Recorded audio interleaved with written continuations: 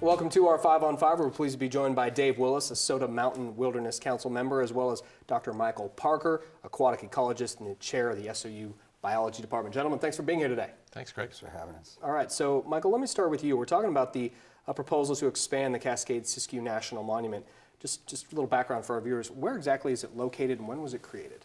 Well, it was established in 2000 during the Clinton administration, and the location, if you go out the south end of the valley and look south and east, the Green Springs area, that's roughly where the monument is located. Pilot Rock is a good sentinel for part of the monument, and then the Green Springs area east just into the Klamath Basin, Jenny Creek. People know Jenny Creek in the Pinehurst area. That's part of it as well. Okay, I think go ahead. Where it is ecologically is really important. Our region, by a former area ecologist for the Forest Service, the Klamath-Siskiyou ecoregion, he called it the most botanically diverse coniferous forest in North America, if not the world. Most botanically diverse coniferous forest in North America, if not the world, the Klamath-Siskiyou ecoregion.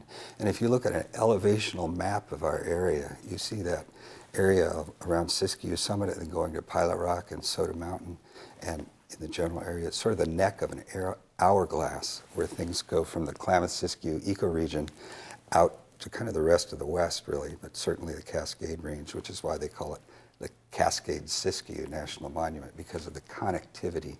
Wow. And as a real botanically diverse area, it's a Noah's Ark of botanical diversity. And that Cascade-Siskiyou area is the loading dock to that botanical ark. Is that right? Yeah, and it's not just the connectivity that pointy-headed scientists like Dr. Parker refer to. I'm sure he appreciates that. But it's the biodiversity, too. This was the only monument established to protect biodiversity specifically. Okay, so Michael, why do you guys want it expanded? Well, for all the reasons that Dave just explained, Sure. you know, that puts it on the map. It's the biological diversity that defines what the monument is all about, and the protection of that biodiversity and the restoration of biodiversity. And in 2011, a group of scientists got together, and anytime you set something up, you have to ask the question, is it doing the job that it was intended to do? Sure. And that was the question we addressed.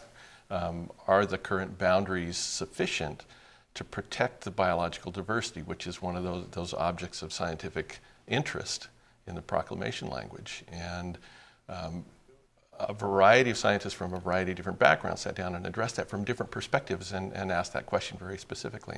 And the answer was, in reality, no. There are, in the face of pressures, population pressures, sure.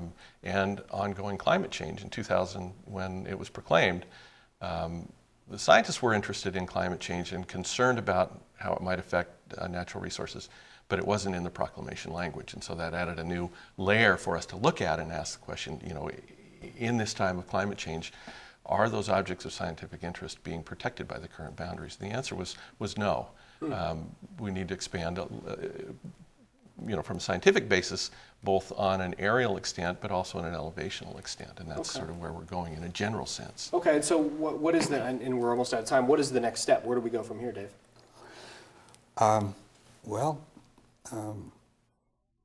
Is the president going to have to step in? Is this something that the public, this isn't something the public is ever going to have a voting say in. Senators Wyden and Merkley, in their O&C bill, they have a small monument expansion, but they also have a lot of conservation and recreation designations in their bill. A Grizzly Peak backcountry primitive area, a half-mile wide Pacific Crest Trail corridor, special protection for the Jenny Creek area, scenic status under the Wild and Scenic Rivers Act,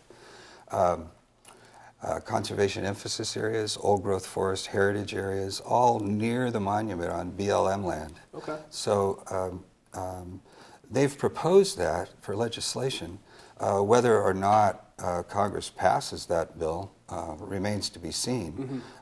It may take the president using the power that Congress has given him to establish the monument expansion. Okay. All right. Very good, gentlemen. It was great to meet you. Thank you so much for being here. Appreciate it. Thanks for having us. All right. Stay with us.